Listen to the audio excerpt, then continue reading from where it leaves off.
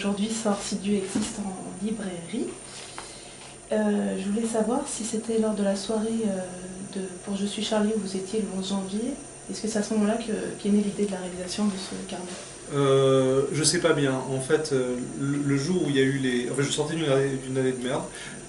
En l'espace d'un an, j'ai perdu mon père. Ma femme et moi, on s'est séparés après 30 ans de vie heureuse. J'ai vécu une super histoire d'amour qui s'est arrêtée. J'étais vraiment dans la merde. Et à la suite de ça, il y a eu les tueries de Charlie Hebdo. C'est une expression très malheureuse, mais ça a été pratiquement la goutte d'eau qui a fait déborder le vase. J'ai passé une journée sans pouvoir dessiner.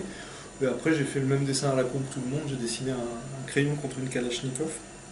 Et 2 ou 3 jours après, il y a eu les commémorations pour la mort de Cabu à Radio France. Et c'est le frère de Cabu qui a joué dans sa fanfare. Et il y avait l'orchestre de Manoukian avec son big band. Et d'entendre du jazz, moi j'avais besoin de faire quelque chose, donc j'ai fait ce que je savais faire. J'ai commencé à dessiner les musiciens. Et j'ai vu que les pages venaient, donc j'ai proposé au Huffington Post de les publier jour après jour. Et je me suis aperçu que ça me faisait beaucoup de bien, d'avoir les retours des gens, de voir qu'on lisait. J'ai toujours fait des carnets, mais c'est la première fois que j'ai la nécessité tellement anxieuse de le faire. Je me dis, tiens, en fait, avant que tout ça commence, j'étais en train de dessiner le chat du rabbin.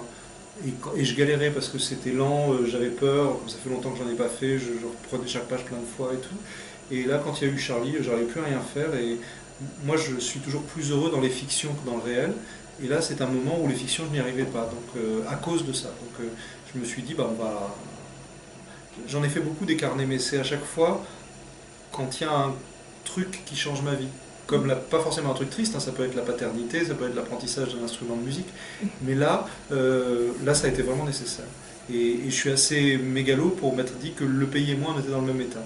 Et ce que j'ai constaté, mais ça je sais depuis longtemps, mais là je l'ai vu une fois de plus, c'est que quand on se dit ça, personne ne peut le comprendre parce que ça concerne que moi, c'est là que les gens vont comprendre.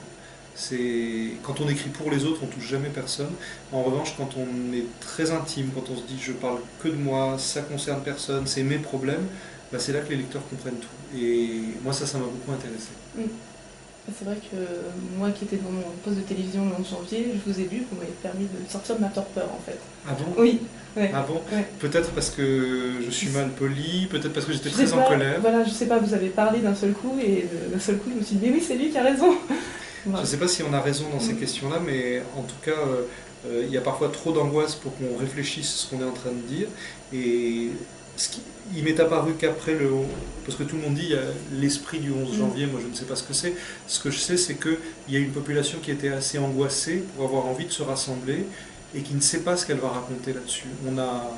En fait, si je suis en colère contre une chose, c'est le fait qu'on se résigne à être malheureux quand on vit en France. La population française aujourd'hui a beaucoup de mal à se définir de manière religieuse, en tant que citoyen, en tant que tout ce qu'on veut.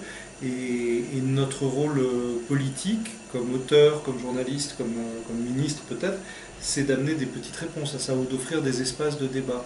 Or, qu'est-ce qu'on voit? On voit que la télévision propose des disputes. On voit que la télévision propose aux gens de s'engueuler les uns avec les autres. Alors, l'avantage d'un livre, c'est qu'on peut prendre davantage de temps, on peut se tromper, on peut... Raphaël Enthoven m'a dit une phrase que j'ai trouvée très belle il y a quelques jours. Il m'a dit débattre, c'est s'asseoir en face d'une personne et être disposé à changer d'avis. Ça me paraît vraiment important. Moi, on me connaît, on voit très bien que je suis paradoxal puisque je suis anticlérical, mais j'ai eu une éducation religieuse. Je ne crois pas en Dieu, mais quand mon père est mort, j'ai fait des prières, machin. Quand des nanas musulmanes religieuses et qui portent le voile entrent chez moi et discutent avec moi, eh ben, j'apprends des choses. Et là, j'ai un motif d'espoir dans le fait qu'elles se posent à peu près les mêmes problèmes que moi, qu'elles ont à peu près les mêmes angoisses. Parfois, elles amènent des réponses différentes. Mais ce sont des réponses qui sont totalement compatibles avec ma vision du monde. Lorsque je suis intervenu à Assas, un petit peu après les tueries, et que des étudiants musulmans sont venus me dire « Monsieur Sfar, est-ce que c'est grave si on n'est pas Charlie ?» Alors j'aurais dit « Attendez, définissez-moi, qu'est-ce que ça veut dire? Est-ce que vous êtes d'accord sur le fait qu'on ne va pas tuer pour un dessin ?» Alors là, évidemment, ils sont tous d'accord. J'ai dit « Bon, donc partant de là, toutes les autres opinions sont bienvenues. Et j'espère bien qu'on n'est pas d'accord, et j'espère bien qu'on a des différences, et j'espère bien qu'on va pouvoir en parler. » Donc peut-être mon seul petit message, parce qu'il est vraiment ténu, parce que je ne sais pas grand-chose, mon seul petit message, c'est que c'est pas grave si on n'est pas d'accord. Ce serait très très grave de ne plus être capable de se parler. Oui, de ne plus échanger. Voilà. Et pourquoi le petit tome Je savais que j'allais buter sur le mot. Pourquoi le Huffington Post? Il n'y a pas que pour Anne Sinclair. D'abord, ça c'est une excellente motivation de rencontrer Anne Sinclair. Et ensuite, ce qui m'a beaucoup plu, c'est que ils ont un accès direct avec les lecteurs. C'est immédiat. On n'a pas une publication à attendre. Et aujourd'hui, ils n'avaient pas d'identité visuelle. Il n'y avait pas de dessinateur au Huffington Post. Pourquoi c'est impossible ou très difficile de travailler à Charlie Hebdo aujourd'hui? Pas seulement parce qu'il y a la menace terroriste, mais aussi parce que le journal est devenu un symbole tellement écrasant que c'est très difficile d'inventer quand on est un symbole.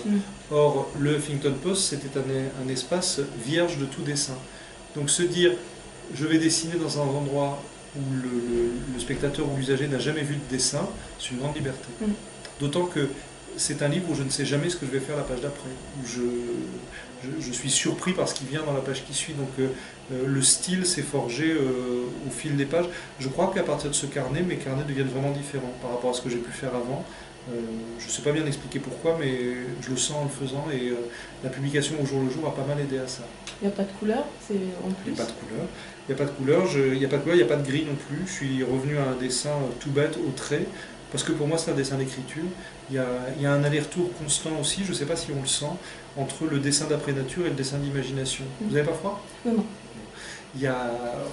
On n'arrête pas d'aller entre dessin d'après nature et dessin d'imagination, et j'espère que ça se voit. Il y a des fois où c'est reconstruit, et des fois où je suis vraiment là quand ça se passe, et ça m'intéresse. Je viens de l'avoir, mais j'en ai vu quelques-uns, d'ailleurs sur les posts de Huffington. Qu'est-ce qui vous pousse à ce point-là? Est-ce que vous allez continuer en fait à publier? Parce qu'il paraît que vous avez fait plus de 1000 dessins, c'est le troisième... J'ai fait 3 carnets. Ouais. J'ai fait 3 carnets qui sont finalement plutôt positifs, parce que je me suis reconstruit grâce à ça. C'est-à-dire que le premier s'appelle Si Dieu existe, et il parle beaucoup de religion et de politique. Le deuxième s'appelle Je t'aime ma chatte, parce que je suis parti en Italie avec une copine qui avait marqué ça sur son sweatshirt. Et le deuxième, il parle que de filles. Et le troisième, il parle de psychanalyse, et le troisième va s'appeler Si j'étais une femme, je m'épouserais. C'est une phrase que j'ai eu l'intelligence de dire chez ma psy, qui s'est foutue de ma gueule. Et d'ailleurs non, si j'étais une femme, je ne m'épouserais pas. Mais toujours est-il que j'ai fait 3 carnets, et grâce à ces livres, je vais beaucoup mieux. D'abord parce que ce truc pudique-impudique, de tout dire à un livre, et on sait que ce sera lu après, c'est très agréable. Et l'autre chose, c'est que le romanesque donne une forme aux choses qui n'en ont pas. C'est pas un journal au jour le jour qui pourrait continuer 1000 ans, c'est un livre avec un début, un milieu, une fin, même s'il est fait dans la vraie vie. Donc ça donne un sens à des trucs que j'ai vécu et que je ne comprenais pas. Et ça, c'est beaucoup plus qu'une thérapie, parce qu'une thérapie, c'est autre chose. Là, c'est du romanesque. J'ai pris mon bordel et j'en ai fait 3 petits romans qui racontent un mec qui s'en sort. Enfin, je me suis... Et puis, je m'en suis pas sorti parce que ça irait mieux dans ma vie. Ma vie, objectivement, c'est la même qu'au mois de janvier. J'ai vu dans votre actualité, vous étiez invité au Comic-Con de Paris. Ouais. C'est à peine que ça existe, mais je suis ravi d'y aller. Alors racontez-moi, vous savez savoir mieux que moi ce que c'est. C'est en fait, c'est le Geekryland. Il y aura, voilà. Ça va être genre San Diego, mais ici. Ouais, voilà. Moi, je suis pour. Et d'ailleurs, est-ce que vous vous considérez comme un geek en fait? Oui, beaucoup. Beaucoup, mais différent de mes enfants, ce qui est intéressant, parce qu'on voit qu'on n'est pas dans les mêmes mondes, qu'on n'a pas forcément les mêmes passions. Moi, je suis un fan absolu d'Heroic Fantasy. Je suis complètement accro aux comics américains et aux comics de super-héros depuis que je suis enfant. Je suis joueur de jeux de rôle depuis les origines. Je crois que j'ai dû jouer à la plupart des jeux de rôle qui existent au monde. Je parle de jeux sur papier. J'ai été un très gros joueur de jeux vidéo, mais je me calme beaucoup. Voilà, moi c'est ça. Après, mes enfants, c'est Minecraft, c'est les mangas, c'est Wakfu, Dofus, c'est toutes sortes de communautés de joueurs. Ça, c'est un peu moins ma génération. Voilà, mais de toute façon, il y a quelque chose chez moi, j'aime toujours mieux l'imaginaire que le réel. Ce qui est curieux, c'est que je fabrique mon imaginaire en regardant le réel, mais j'ai besoin de fables, j'ai besoin de légendes, j'ai besoin de communautés de croyants pour ces trucs-là. C'est pour ça que j'aimais tellement les jeux de rôle, c'est pour ça que j'aime bien tout ce qui est Heroic Fantasy et tout. Voilà, j'ai eu la chance de lire les romans de Game of Thrones avant que la série sorte, enfin, j'en suis là quoi. Et vous nous attendez à chaque fois le voilà. prochain. Mais bon, j'ai des domaines, par exemple l'Heroic Fantasy, oui, la science-fiction pas trop, Les bandes dessinées, les comics, oui. Les mangas, je connais pas trop. Je suis pas contre, mais c'est juste que j'en lis pas beaucoup. Voilà, chacun ses spécialisations. Et dans le comics, lequel que vous préférez? J'aime vraiment tout. Moi, mon dieu, c'est Frank Miller. J'aime tout ce qu'écrit Brubaker, que je trouve ahurissant. Je lis pas Walking Dead. Ouais, je lis à peu près tout. Je lis à peu près tout. Mais je lis même des choses très mainstream. J'essaie de suivre quand il y a Daredevil, quand il y a les X-Men, quand il y a tout ça, j'essaie de suivre. Je suis tous les trucs de Mignola parce que j'adore son univers. Qu'est-ce que j'aime d'autre? Michael Reed, il me fait rire. Les frères Hernandez, je les aime beaucoup. Il y a beaucoup, et puis même des trucs très réalistes, très. Brubaker, tout ce qu'il fait, ça me plaît beaucoup. C'est aussi bien que des films, ça m'excite. Et je vais lire des comics américains, souvent plus pour les histoires, et je vais lire des bandes dessinées françaises plus pour les dessins. Parce que les Américains ont un dessin très fonctionnel, mais qui est bon, qui fonctionne à fond. Et voilà. Mais ça j'aime bien. Après, je crois que mon dessinateur vivant américain préféré, c'est Richard Corben, qui pour moi c'est Michel-Ange. Robert Crumb aussi. Voilà. Après, je sais pas. C'est-à-dire, j'en bouffe tellement que du coup, je lis tout, même des trucs que j'aime pas. Même, je vais chez Album Comics et je pars avec 300 ou 400 euros de comics à chaque fois. Donc voilà, je lis ça au kilomètre. Vous aviez fait l'expo au musée d'art ludique? Oui, j'avais parlé même pour cette exposition sur les super-héros. Mais en cinéma, ça me frustre beaucoup parce que. J'ai vu que vous n'aviez pas aimé le dernier Avengers. Ah non, j'ai pas aimé, c'est vraiment de la merde. J'ai adoré Daredevil en série télé. Ça, c'est un chef-d'œuvre. Ça, c'est vraiment. Mais tout simplement parce que le cinéma, c'est pour les petits enfants. Par rapport au public qui y va, ils n'ont pas le droit de s'adresser à des adultes. Mais Daredevil, c'est extraordinaire. Moi, je suis aussi ultra fan de cinéma d'horreur, de cinéma fantastique, de films d'heroic fantasy. Et je rêve de faire ça en France et j'y arrive pas parce qu'on ne me le laisse pas faire. Moi, j'ai la chance d'avoir toutes les équipes de Guillermo del Toro qui veulent bien travailler avec moi parce que je les ai eu dans Gainsbourg, je les adore. Et personne ne veut me financer mes films d'horreur ou mes films surnaturels. Donc là, je suis content, je viens de terminer un polar. C'est pas une évidence de faire un polar en France. J'ai fait un polar complètement surréaliste, amoureux de David Lynch, donc ultra bizarre. Mais bon, on a eu un budget micro budget, mais j'ai fait ce que je voulais. Et là, dans l'avenir, si c'est possible, j'adorerais faire du cinéma fantastique, j'adorerais faire du cinéma de genre, mais alors vraiment personne ne me laisse faire. Et avec un crowdfunding à ce moment-là? Je sais pas. J'ai la chance, je suis vraiment salaud parce que j'ai la chance de faire partie des rares réalisateurs français qui pourraient tourner toute l'année s'ils voulaient, parce qu'on me propose plein de trucs. Simplement, je dis non à tout parce que j'ai besoin que ça m'amuse. Et moi, j'étais ravi de faire le film sur Gainsbourg, mais malheureusement, à cause de ce film, on me propose que des biopics. Alors on vient me voir, on me dit oh, ce serait formidable que tu fasses un biopic romancé sur Charles Trenet. Mais t'es gentil, mais j'ai fait Gainsbourg. Et je crois que les gens savent pas où me foutre. C'est dommage parce que. Et les gens n'ont pas envie qu'il y ait un cinéma fantastique français. Ils pensent que c'est un truc d'anglais, un truc d'américain. On aboutit à des situations vraiment paradoxales. Par exemple, les films La Hammer, ça appartient à une compagnie française. Ça appartient à Studio Canal. Pourquoi ils ne mettent pas des réals français là-dedans? Moi, je suis prêt à tuer pour faire des films d'horreur. Et parce qu'en France, on se dit qu'un film d'horreur fait par un Français, ça ne va pas marcher. Et auprès d'EuropaCorp avec tout le monde veut bien travailler avec moi, j'ai pas de problème pour travailler avec les gens. Le problème, c'est qu'ils veulent pas que je fasse ce genre de truc. Moi, ce qui m'intéresse, c'est de. Enfin, pardon, autant être prétentieux, ce qui m'intéresse, c'est de devenir Guillermo del Toro ou de devenir Tim Burton. Mais ça, il n'y a pas ces projets-là ici. Alors, je perds aussi beaucoup de temps à aller en Angleterre pour essayer de monter des films là-bas. Et là aussi, les gens m'aiment bien. Mais pourquoi ils vont me prendre moi plutôt qu'un réal anglais qui est déjà installé ou quoi? Donc, j'ai bien compris que ces films-là, si je veux les faire, il faut que je les fasse en France. Et ça viendra, je vais rien lâcher, mais c'est pas facile. Vous êtes super prolifique. Oui. À quoi ressemble une journée de Johannes Farr? Ça dépend, il y a des jours où je déprime et je fous rien, et des jours où je travaille tout le temps. Comme je suis en retard sur tout, il faut que je me mette au projet en retard.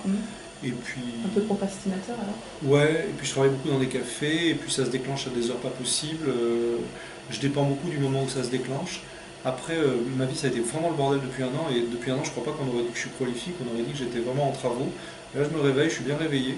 Je me suis mis à la capoeira, ça me fait beaucoup de bien. Là, j'ai abandonné, c'est trop compliqué pour moi, alors je me suis mis à la boxe, c'est juste ce qu'il me faut. Et là, ça me donne de l'énergie. Et là, je travaille beaucoup. Là, j'ai fini le Chat du Rabbin, le prochain. J'écris des prochains films, j'écris des romans. Donc, je me suis bien réveillé. Et le chat du rabbin, vous nous l'offrez en fait, il sort le jour de votre Il anniversaire. sort c'est le hasard, c'est Dargo, il le sort le jour de mon anniversaire, je suis très content. Et ce sera aussi une tragédie érotique comme vous aviez prévenu. C'est ça, ça s'appelle Tu n'auras pas d'autre Dieu que moi, et ça raconte le chat qui est très très jaloux de sa maîtresse, et vous verrez pourquoi dans le livre. D'accord. Et vous pouvez nous parler un peu des autres projets? Il y a le film, donc ça sera donc le polar qui doit sortir cette année normalement. Oui.